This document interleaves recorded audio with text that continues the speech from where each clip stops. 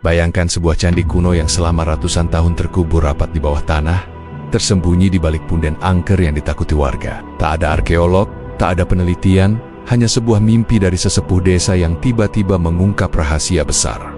Sebuah lingga yoni raksasa, simbol pemujaan Hindu kuno dari masa Majapahit. Pertanyaannya, bagaimana mungkin sebuah peninggalan megah bisa terkuak bukan lewat sains, melainkan petunjuk gaib dari penunggu punden? Apakah ini sekadar kebetulan, atau bukti bahwa leluhur masih menjaga warisan mereka hingga hari ini?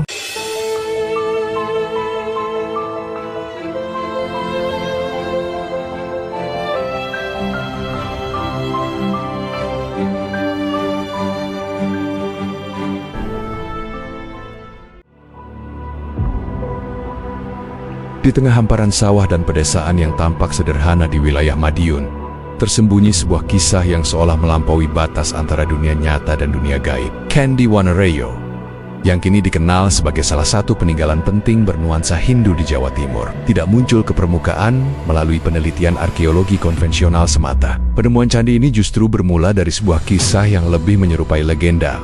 Seorang sesepuh desa yang bermimpi didatangi sosok gaib, sang penunggu punden angker, yang meminta agar rumahnya didirikan kembali. Dari petunjuk yang bersifat mistis itulah masyarakat menggali tanah di sebuah lokasi punden tua, hingga akhirnya menemukan struktur bata merah kuno dan sebuah lingga yoni raksasa yang terkubur selama ratusan tahun. Sejak saat itu, narasi tentang Candi Wonorejo selalu dibungkus dalam dua lapisan, antara arkeologi yang ilmiah dan mitos lokal yang syarat misteri. Kisah penemuan ini terjadi pada 30 Juni tahun 1989, ketika Pak Sukarto Simun, atau yang akrab dipanggil Mbah Karto, menerima wangsit melalui mimpinya. Dalam tidurnya, ia didatangi sosok tua berjubah yang memperkenalkan diri sebagai Mbah Buyut Bejo atau Resi Santanumurti. Sosok itu meminta satu hal sederhana, namun penuh tanda tanya. "Dekno omahku, dirikan kembali rumahku." Pesan singkat ini melekat kuat di pikiran Mbah Karto, sehingga ia meyakini bahwa punden tua di Dusun Santan Daisa Wonorejo menyimpan sesuatu yang lebih besar daripada sekadar reruntuhan batu. Dengan keyakinan yang dilandasi mimpi itu, ia bersama warga sekitar mulai menggali tanah, hingga akhirnya muncullah bongkahan batu besar berbentuk lingga yoni yang terguling. Saat itu, masyarakat terperangah. Bagaimana mungkin sebuah benda ritual Hindu kuno tersimpan begitu rapat di bawah punden yang selama ini dianggap angker? Dari sanalah cerita mistis dan arkeologis mulai bertaut, membentuk kisah besar. Secara arkeologis, penemuan lingga yoni tersebut bukanlah hal yang bisa dipandang remeh. Lingga yang berbentuk silinder tegak melambangkan kekuatan maskulin, yaitu Dewa Brahma, Wisnu dan Siwa, yang menyatu sebagai simbol penciptaan. Yoni yang berbentuk persegi dengan cerat di salah satu sisinya melambangkan energi feminin, yaitu Dewi Durga atau Dewi Uma, sebagai lambang kesuburan dan penerima kehidupan. Bersatunya lingga dan yoni bukan sekadar ritual simbolik, tetapi merupakan inti dari pemujaan Hindu aliran Siwaistik yang berkembang pesat pada masa Majapahit. Yang lebih mengejutkan, ukuran lingga yoni di Wonorejo ini luar biasa besar. Lingganya setinggi 70 cm dengan diameter 31 cm, sedangkan yoni berukuran 163 x 120 x 92 cm, dengan berat mencapai 2 ton. Keutuhan dan ukurannya menandakan bahwa situs ini dulunya adalah pusat pemujaan yang penting, bukan sekadar bangunan kecil di pelosok desa. Struktur bangunan candi yang ditemukan di Wonorejo memperkuat dugaan bahwa situs ini berusia sekitar abad ke-14 hingga ke-15, sezaman dengan era Majapahit yang memang gemar membangun candi bata merah. Denahnya berbentuk persegi dengan luas sekitar 14 x 14 meter. Terdiri atas 3 undakan yang terbuat dari bata. Posisinya menegaskan fungsi sebagai tempat pemujaan Denggen Lingga Yoni, sebagai titik pusat sakralnya. Bata merah yang digunakan memiliki ciri khas konstruksi Majapahit, presisi, tersusun rapat, dan menggunakan teknik perekat alami tanpa semen modern. Jika dibandingkan dengan candi bata lain di Jawa Timur seperti Candi Tikus di Trowulan atau Candi Pari di Sidoarjo, Candi Wonorejo menunjukkan pola yang serupa. Hanya saja ia terkubur lebih lama dan terlupakan, hingga akhirnya terkuak kembali oleh petunjuk gaib. Hal inilah yang membuat banyak arkeolog menilai bahwa Wonorejo adalah saksi sejarah betapa dalamnya akar peradaban Hindu-Buddha di tanah Jawa. Namun bagi masyarakat sekitar, penemuan candi ini tidak sekadar artefak arkeologi, melainkan bukti nyata keterhubungan antara dunia manusia dengan dunia gaib. Sosok Mbah Buyut Bejo yang diyakini sebagai penunggu punden. Dianggap sebagai penjaga warisan leluhur yang sengaja menampakkan diri untuk mengingatkan generasi kini agar tidak melupakan jejak sejarahnya. Inilah yang membuat mitos lokal melekat kuat pada Candi Wonorejo. Banyak warga percaya bahwa jika bukan karena wangsit gaib, candi ini mungkin tidak akan pernah ditemukan. Bahkan hingga kini, aura mistis tetap terasa kuat di lokasi. Apalagi saat malam tiba, tidak sedikit yang mengaku mendengar suara gamelan gaib atau bau dupa samar. Seakan-akan ritual kuno masih terus berlangsung di alam lain, meski dunia manusia hanya melihat reruntuhan bata. Seiring berjalannya waktu, pemerintah melalui Dinas Suaka Purbakala Jawa Timur pada 1996 melakukan penelitian awal. Lalu dilanjutkan oleh Balai Pelestarian Cagar Budaya BPCB Jawa Timur yang mulai melakukan konservasi. Sebuah atap pelindung dipasang untuk menjaga struktur bata dan lingga yoni dari kerusakan akibat hujan dan panas. Namun berbeda dengan candi-candi besar seperti Prambanan atau Borobudur, Candi Wonorejo masih dikelola secara sederhana. Dana pemeliharaan sering kali terbatas, sehingga pengelolaan banyak mengandalkan swadaya masyarakat desa dan donasi lokal. Statusnya memang telah ditetapkan sebagai cagar budaya, tetapi perhatian pemerintah belum sebanding dengan nilai sejarah dan mistis yang dikandungnya. Hal ini membuat Wonorejo menjadi semacam candi tersembunyi, hanya dikenal oleh mereka yang sungguh-sungguh mencari. Ritual lokal menjadi salah satu cara warga menjaga hubungan dengan situs ini. Setiap malam Jumat Pahing di bulan Muharram atau Suro, masyarakat Wonorejo rutin mengadakan tradisi sedekah bumi di kompleks candi. Mereka membawa tumpeng, sesajen, serta melakukan doa bersama untuk memohon keselamatan dan berkah. Upacara ini biasanya diiringi kesenian tradisional seperti tayuban atau tembang sinden, memperlihatkan bagaimana warisan Hindu Buddha berbaur dengan tradisi Jawa Islam yang lebih belakangan. Bagi masyarakat, ritual ini bukan sekadar seremonial, melainkan bentuk penghormatan pada leluhur dan penunggu candi yang diyakini masih hadir. Kepercayaan semacam ini membuat Candi Wonorejo tidak hanya menjadi situs arkeologi mati, tetapi tetap hidup sebagai pusat spiritualitas komunitas. Jika kita menengok ke dalam kerangka sejarah yang lebih luas, Candi Wonorejo bisa dipandang sebagai bukti bagaimana wilayah pedalaman Jawa Timur pun tidak luput dari jangkauan pengaruh Hindu Majapahit. Selama ini, banyak candi besar ditemukan di sekitar Trowulan, pusat Majapahit, atau di Jawa Tengah. Tetapi penemuan di Wonorejo menunjukkan bahwa pengaruh itu menyebar hingga ke pelosok Madiun. Letak geografis Madiun yang strategis, berada di jalur penghubung Jawa Tengah dan Jawa Timur, memungkinkan daerah ini menjadi titik pertemuan budaya dan agama. Maka, tidak mengherankan jika sebuah candi pemujaan dengan lingga yoni megah dibangun di sana sebagai pusat ritual sekaligus simbol kehadiran kekuasaan Majapahit di wilayah tersebut. Dengan demikian, Wonorejo adalah bukti kecil dari puzzle besar peradaban Nusantara. Yang menarik, kisah penemuan Wonorejo melalui petunjuk gaib sebenarnya bukanlah hal asing di dunia arkeologi Indonesia. Banyak situs kuno yang pertama kali ditemukan berkat mimpi atau wangsit para sesepuh. Misalnya, penemuan Candi Sukuh di Karanganyar juga tak lepas dari cerita rakyat yang berbau mistis. Hal ini memperlihatkan bagaimana pengetahuan lokal seringkali berjalan beriringan dengan ilmu pengetahuan modern. Dalam kasus Wonorejo, mimpi Mbah Karto justru membuka jalan bagi penelitian arkeologi yang lebih serius. Bagi sebagian kalangan akademisi, ini hanyalah kebetulan. Tetapi bagi masyarakat, hal ini adalah bukti nyata bahwa leluhur dan penunggu situs masih aktif menjaga dan berkomunikasi dengan generasi penerusnya. Pertautan antara mitos dan fakta inilah yang membuat Candi Wonorejo begitu istimewa. Kini, meski bentuknya hanya berupa reruntuhan bata dan sebuah lingga yoni yang terlindungi atap sederhana, Candi Wonorejo tetap menjadi magnet bagi mereka yang haus akan sejarah maupun cerita mistis. Para peziarah spiritual datang untuk berdoa, sementara peneliti arkeologi datang untuk meneliti struktur dan simbolismenya. Dua dunia ini, yang sering dianggap bertolak belakang, justru bertemu di Wonorejo. Setiap orang bisa melihatnya sesuai sudut pandang masing-masing. Ada yang melihatnya sebagai warisan Majapahit, ada yang melihatnya sebagai tempat keramat peninggalan penunggu gaib. Mungkin disitulah letak kekuatan Candi Wonorejo.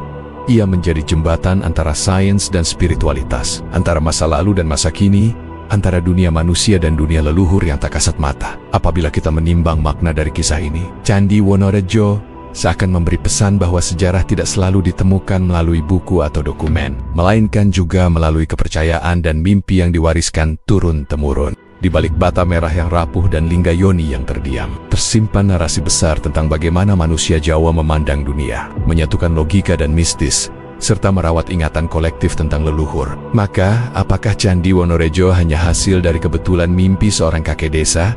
Ataukah benar merupakan petunjuk penunggu punden angker? Jawabannya mungkin tak pernah bisa dipastikan, tetapi justru disitulah letak keindahannya.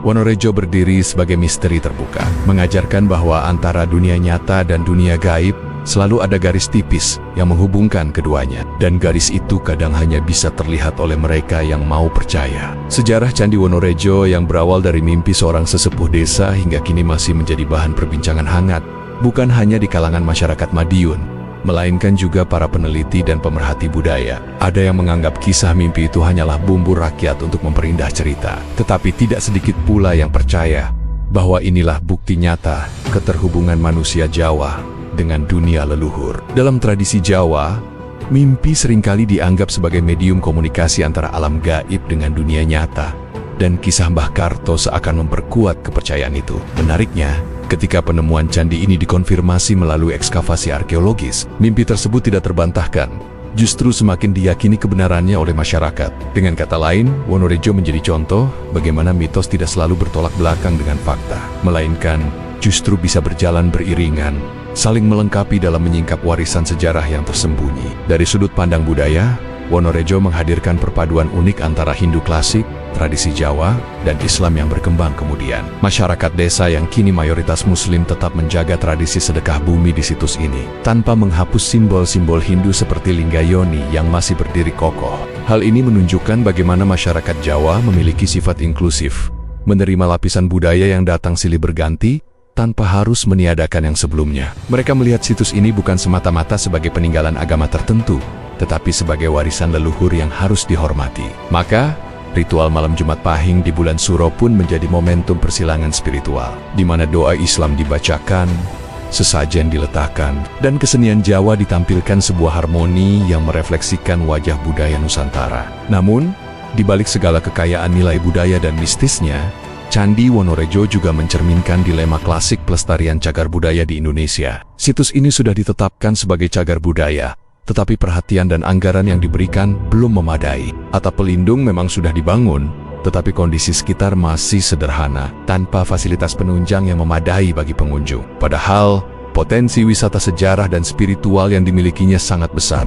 Jika dikelola dengan baik, Wonorejo bisa menjadi destinasi wisata budaya yang tidak hanya mengangkat nama Madiun, tetapi juga memberikan manfaat ekonomi bagi masyarakat setempat. Sayangnya, hingga kini, pemeliharaan lebih banyak bergantung pada swadaya warga dan sedikit bantuan dari instansi terkait. Hal ini menimbulkan pertanyaan, apakah kita benar-benar serius menjaga warisan leluhur, atau hanya menganggapnya sebagai cerita pinggiran yang dibiarkan meredup? Kekuatan narasi mistis juga menjadikan Wonorejo berbeda dari situs-situs lain. Banyak pengunjung datang bukan hanya untuk melihat struktur bata atau Linggayoni, melainkan untuk merasakan aura yang diyakini menyelimuti lokasi ini. Ada yang datang mencari berkah, ada pula yang sekadar ingin membuktikan cerita-cerita gaib yang beredar. Beberapa kisah menyebutkan bahwa orang yang datang dengan niat buruk akan diganggu penunggu candi, sementara mereka yang tulus justru akan mendapatkan ketenangan batin. Bagi kalangan spiritualis, tempat ini dianggap masih aktif sebagai pusat energi, meski secara fisik hanya menyisakan reruntuhan.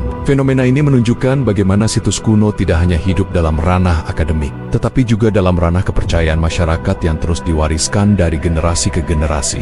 Melihat dari sisi historis, Candi Wonorejo memberi kita gambaran bahwa Majapahit bukan hanya sebuah kerajaan besar dengan pusat pemerintahan megah di Trowulan, tetapi juga memiliki jangkauan hingga ke pelosok wilayah seperti Madiun. Kehadiran candi ini menunjukkan bagaimana ideologi Hindu Siwaistik tidak hanya dianut oleh kalangan elit istana, tetapi juga disebarkan hingga ke desa-desa. Pendirian candi di Wonorejo kemungkinan besar berkaitan dengan kegiatan agraris masyarakat setempat, di mana Linggayoni berfungsi sebagai simbol kesuburan dan pengatur siklus pertanian. Dengan demikian, candi ini bukan hanya tempat ibadah, tetapi juga memiliki fungsi praktis dalam menjaga harmoni kehidupan agraris. Hubungan ini sekali lagi memperlihatkan bagaimana spiritualitas dan kehidupan sehari-hari masyarakat Jawa kuno terjalin erat tanpa batas yang kaku. Ada satu hal menarik yang membuat kisah Wonorejo semakin menggugah. Bagaimana sebuah situs bersejarah yang seharusnya ditemukan melalui kajian arkeologi modern justru muncul melalui jalan yang tidak biasa, yakni wangsit gaib. Kisah ini membuat banyak orang bertanya-tanya, apakah leluhur benar-benar masih menjaga peninggalannya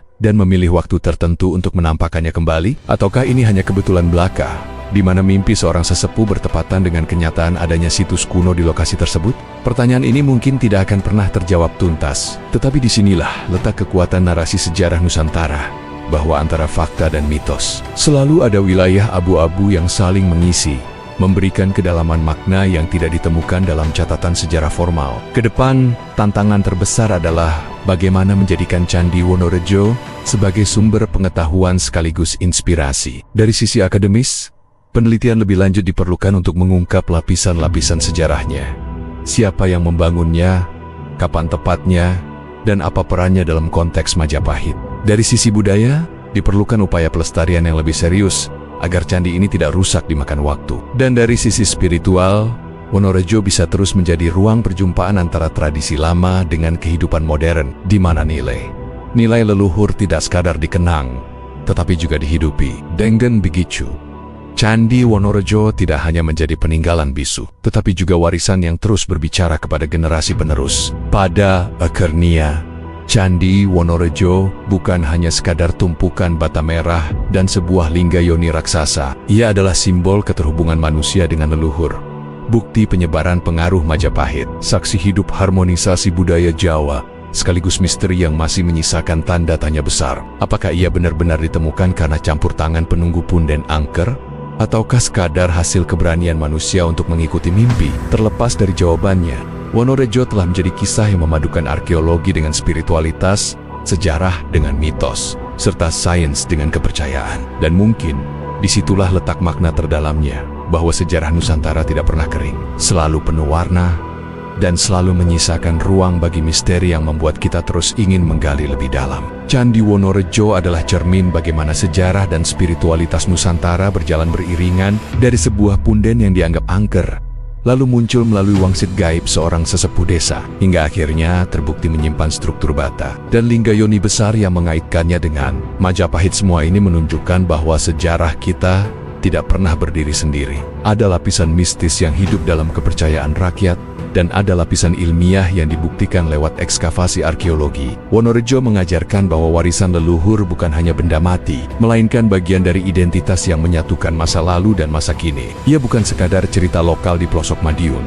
melainkan bagian dari puzzle besar sejarah Nusantara yang harus kita jaga. Maka, pertanyaannya sekarang, apakah kita akan membiarkan Candi Wonorejo terus terlupakan?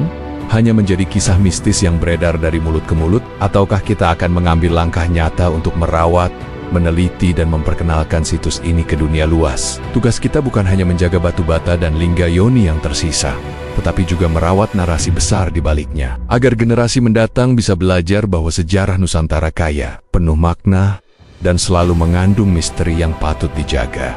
Mari kita bersama-sama mendukung pelestarian Candi Wonorejo bukan hanya sebagai situs arkeologi, tetapi juga sebagai warisan leluhur yang terus hidup dalam denyut budaya dan spiritualitas bangsa ini.